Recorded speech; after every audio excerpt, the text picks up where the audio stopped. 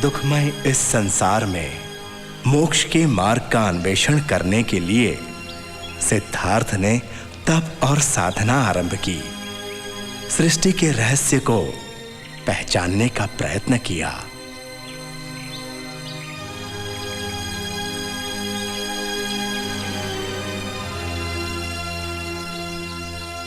जब वे मगध राज्य के राजगृह नगर भिक्षा के लिए पहुंचे तो वहां के नागरिक उनके दिव्य और आकर्षक रूप को विस्मय से देखने लगे।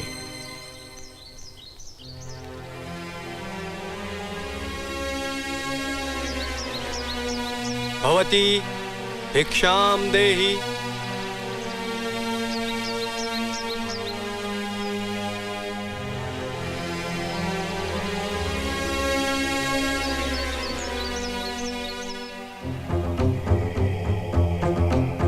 राजगृह के सम्राट बिंबिसार को समाचार दिया गया कि एक महान योगी राजगृह की वीथियों में भिक्षा मांग रहा है।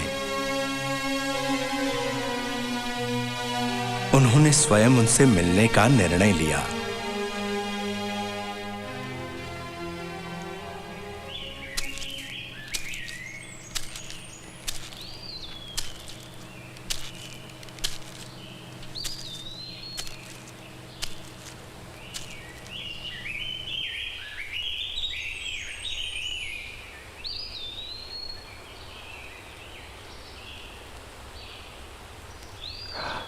क्या ये वही भोजन है जो लोग खाते हैं? इसे रुचिपूर्वक कोई कैसे खा सकता है? पर मैं एक सन्यासी हूं, मेरे पास कुछ भी नहीं है। ये भोजन लोगों की करुणा का दान है। इसमें एक पवित्रता है। मुझे इसे आस्था से खाना चाहिए।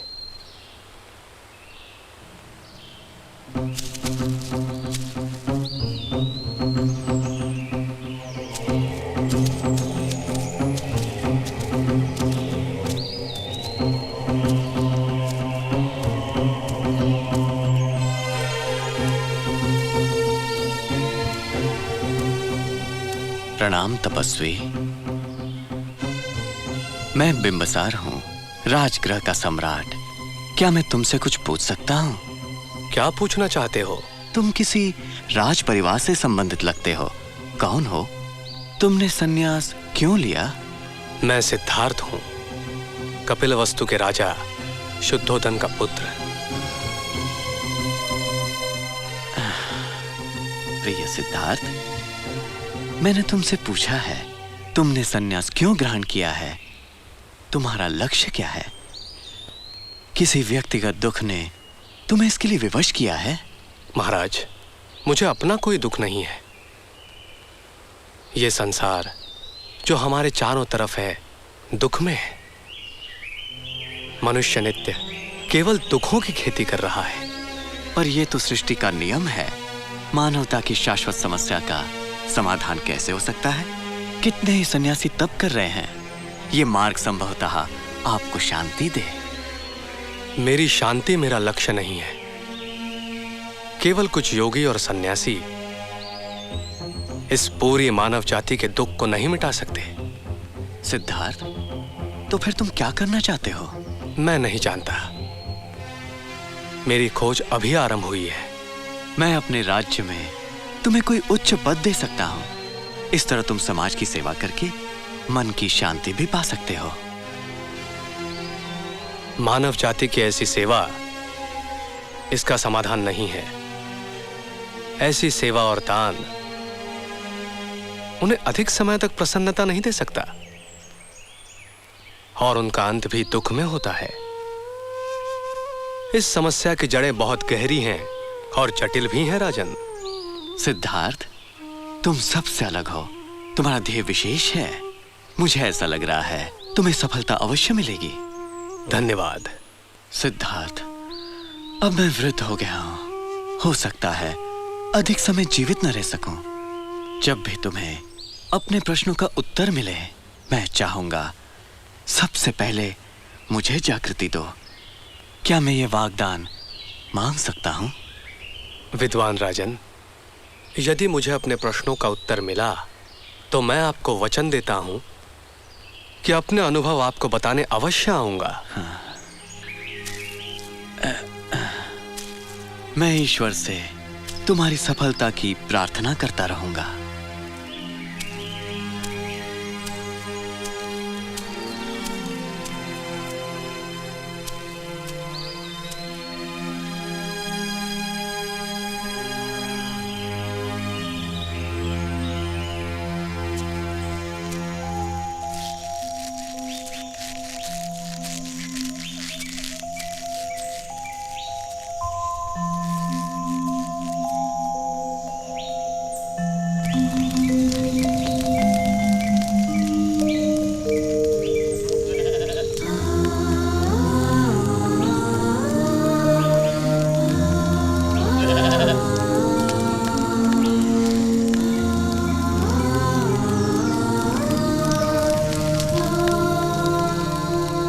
यही तो है हमारा विश्व। कितनी विविधता और भिन्नता है इसमें। कुछ लोग अलग अलग मार्गों से मोक्ष प्राप्त करना चाहते हैं, पर साधारण मनुष्य तो यह भी नहीं जानता कि उसे कौन सा मार्ग चाहिए। गौतम, मेरा नाम कौंडिन्य है। मैं कपिलवस्तु का ब्राह्मण हूँ। तुम्हारे जन्म के समय मैंने तुम्हारा भविष्य देखा था। मेरे साथ 4 ब्राह्मण हैं, भद्रक, वाश्वा, महानामा और अश्वजीत। हम सब रुद्रक के शिष्य हैं। हम आपके मार्ग पर चलना चाहते हैं।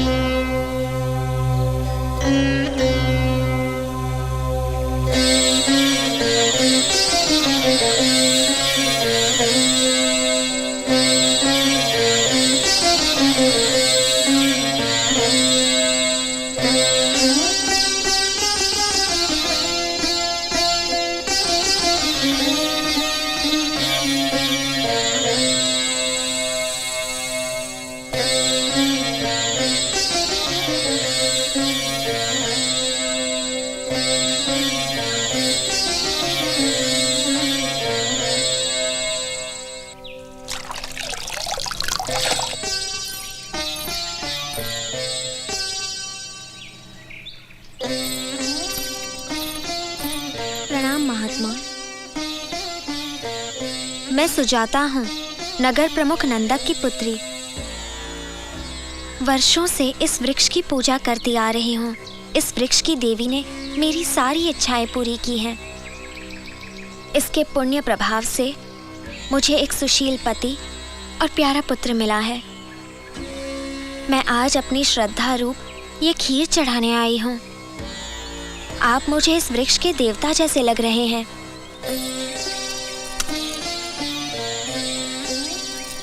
ये मेरी भेंट स्वीकार कीजिए।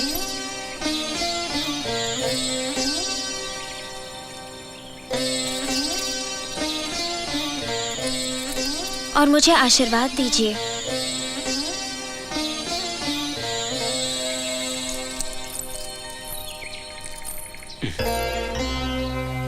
सिद्धार्थ,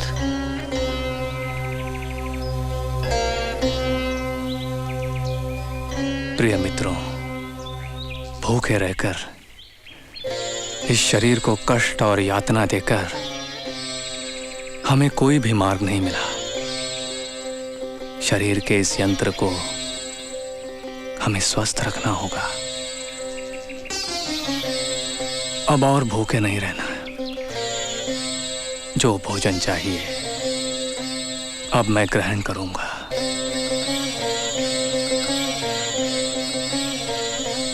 आप लोग अपना निर्णय स्वयं ले लें।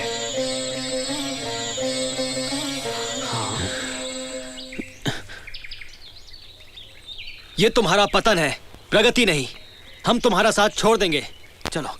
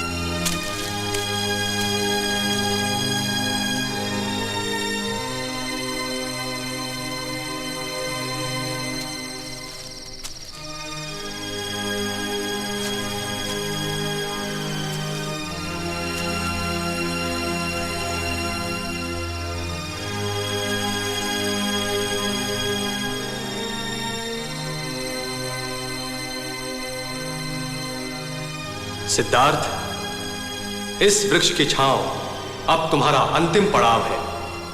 यहां बैठकर तुम्हें अपनी लक्ष्य प्राप्ति मिलने तक साधना करनी होगी।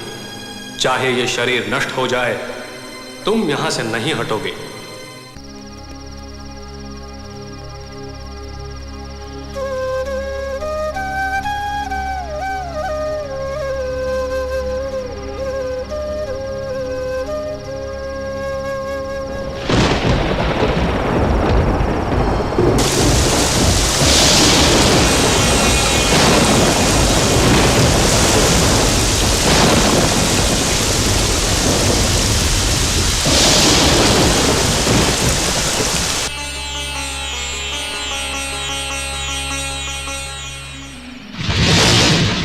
सिद्धार्थ, मैं मारा हूं।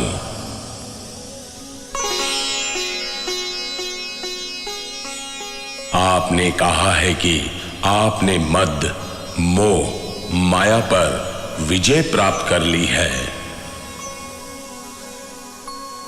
इसका क्या प्रमाण है आपके पास? सिद्धार्थ, मेरे प्रश्नों का उत्तर दो।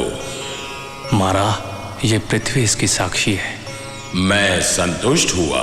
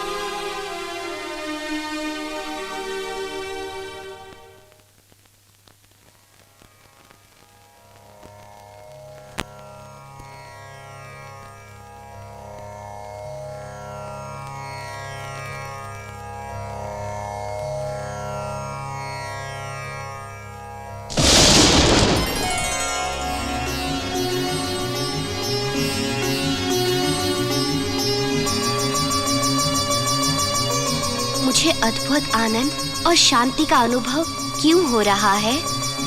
क्या ये उस महा आनंद की परछाई तो नहीं जो मेरे प्रभु ने प्राप्त कर ली है?